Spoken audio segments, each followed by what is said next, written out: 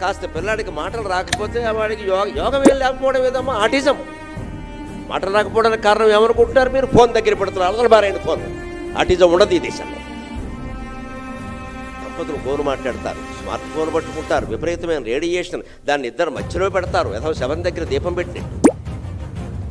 దానిలో దీపం ఉంది కదండి, దాన్ని మంచం మీద పెడతారు. చంటి పిల్లలు అక్కడ పడుకుంటారు, వాడికి రాదండి రేడియేషన్. వాడి చెవులు పోయాయి, కళ్ళు పోయాయి, నోరు పోయాయి, సమస్తం పోయిందమ్మా. మనిషి ఒక్కడే ఉన్నాడు అక్కడ.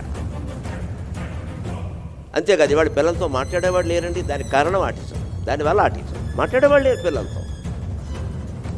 ఇక్కడ వాడు 3.5 ఏళ్ళు దాటకుండా వాడిని హాస్టల్లో బారేసేవాడు. అక్కడ ఎవడు మాట్లాడుతాడు వాడితో? ఇంట్లో ఉన్నప్పుడు కూడా మనం మాట్లాడు.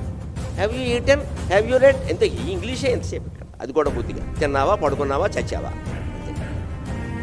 అందుకని ప్రేమగా కూర్చోబెట్టి మీ స్కూల్లో ఏం జరిగిందిరా అని వాడు చెప్పే ప్రతిదాన్ని భారతం విన్నంత ఆసక్తిగా వింటే ఆ పిల్లాడు ఖచ్చితంగా ధర్మరాజు లాంటి మహావీరుడు, మహాసత్యమూర్తి అవుతాడు. అన్నింటినీ తట్టుకుంటాడు. వాడు చెప్పి వినాలి ముందు. వాడు సోది సోది ఏమిటమ్మా నీ జీవితం కంటే వాడికి సోదేం కాదు ఇక్కడ. మనకి ఫోన్లోకి వెలుగుతున్నావు ఎదవ సోది అంతా ఇక్కడ ఎవడో చెప్పేదని. మన పిల్లలు చెప్పేది వినడానికే.